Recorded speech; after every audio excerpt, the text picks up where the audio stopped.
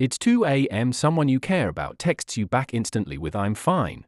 And yet you feel the pain beneath the words. You can't explain it logically, but something in your gut tells you they're lying. Why do so many people say "I'm fine" when they're clearly not fine at all?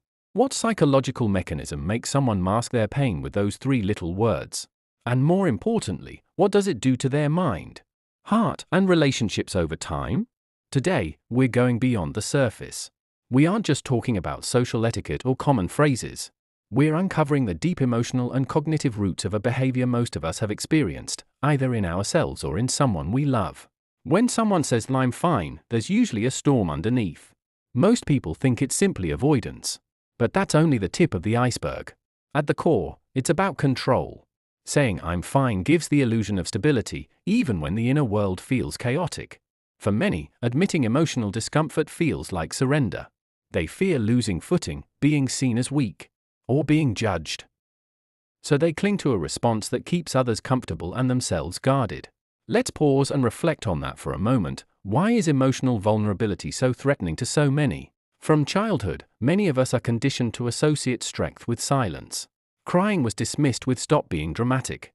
Fear was met with "man up." Pain was ignored with "you'll get over it." Over time, we internalize a message: feelings are unsafe. Saying "I'm fine" becomes a shield, a protective habit that minimizes the risk of rejection, conflict, or disappointment. But here's where things take a turn most people don't realize. You can't suppress emotions without consequences. The brain doesn't delete emotions, it stores them. It warehouses unresolved feelings into deeper layers of the psyche where they influence behavior, mood, and even physical health. People who constantly say "I'm fine" are often engaging in emotional suppression, and research shows that suppression doesn't make emotions disappear. It actually amplifies inner stress. Over time, suppressed emotions can leak out in unexpected ways: irritability, depression, somatic pain, explosive anger, or emotional numbness. Let's explore the psychology behind this pattern. There are three main psychological forces at play when someone chooses "I'm fine" over honest expression. 1. Fear of rejection. Many people believe that showing emotional vulnerability will make others withdraw from them. They fear that if someone sees the real them, raw, imperfect, hurting, they won't be accepted. So they hide their emotions to protect the connection. In their mind, honesty threatens relationships. Ironically, it's often the lack of honesty that damages the very relationships they're trying to protect. 2. Need for control. Unexpressed emotions feel unpredictable. They create a sense of internal chaos. By saying "I'm fine," a person signals stability, whether or not it's true. It's a psychological attempt to create order when internal feelings feel overwhelming. Control becomes a false comfort, honesty becomes a risk. 3. Fear of burdening others. Some people hide their feelings because they don't want to bring others down. They believe their issues would be too heavy for others to carry. It's a self-sacrificing pattern, rooted in wanting to protect others' emotions at the cost of their own. Now let's get real. If you've ever caught yourself saying "I'm fine" when you weren't fine, you're not flawed. You're human. But understanding why you do it is the first step toward real emotional health. Imagine someone asks you "How are you?" and you actually answer honestly, not in a dramatic way, but in a human way. What happens? For many people, real emotional expression is unfamiliar territory. It feels risky. It feels vulnerable. And most of all, it feels unpredictable. But here's the paradox: vulnerability doesn't weaken connection, it strengthens it. Authentic emotional expression can deepen trust, improve intimacy, and elevate relationships. When someone goes beyond "I'm fine" and expresses what's truly going on, the world doesn't fall apart. Often, the opposite happens. People respond with empathy, support, and closeness. So why do so many resist this path? Because vulnerability requires courage. It requires saying "I don't have it all together." It demands risking judgment. And it forces confrontation with inner feelings that have been buried for years, maybe decades. Let's talk about the inner conflict that happens when someone is about to say "I'm fine" but their mind knows it's false.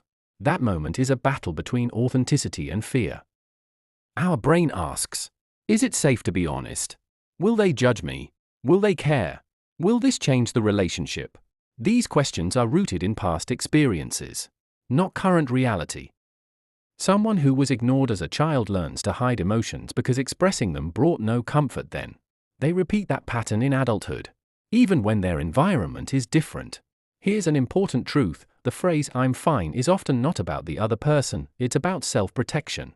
It's less a message to others, and more a message to oneself. If I admit my pain, I might have to face it. Facing pain is uncomfortable. It means confronting fear, disappointment, loneliness, grief, insecurity, emotions no one enjoys sitting with. Saying "I'm fine" gives temporary relief. It avoids emotional discomfort. But over time, this avoidance becomes a cycle, like borrowing peace from tomorrow, knowing you'll owe it back with interest. So what happens when someone keeps borrowing peace and never pays it back? The emotional debt accumulates. It doesn't disappear. It transforms. Hidden emotions can become physical symptoms: anxiety, depression, explosive emotional reactions, or emotional exhaustion. The brain tries to manage what the person refuses to acknowledge consciously.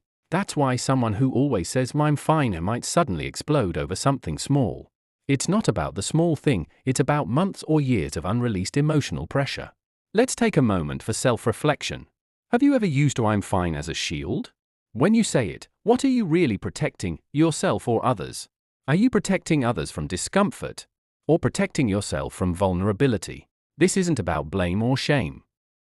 It's about awareness. The first step toward emotional honesty is noticing the pattern without judgment. If you're someone who frequently says "I'm fine," even when it's untrue, ask yourself, what am I afraid will happen if I'm honest? Is it fear of judgment? Fear of rejection? Fear of being a burden? Fear of not having the right words? Here's the crucial truth: emotions are not weaknesses, they are human data. They tell us what matters, what hurts, what we need, and what we long for. Suppressing emotions doesn't make them disappear, it just hides the signals your brain is trying to send you. Now, imagine a world, even just one conversation, where honesty replaces "I'm fine." What if you said, "I'm overwhelmed today. I'm struggling to cope. I'm not okay, but I'm working on it." These phrases don't weaken you, they humanize you. They invite connection rather than shutting it down. If you've ever felt isolated, misunderstood, or emotionally alone, know this: part of that pain comes from what goes unspoken, not what's said. The people who always say "I'm fine" aren't masters of emotional stability, they are survivors of emotional avoidance. You don't have to be fine all the time. You just have to be honest enough to start healing. Thanks for listening, and if this resonated with you, consider sharing it with someone who might need to hear it too.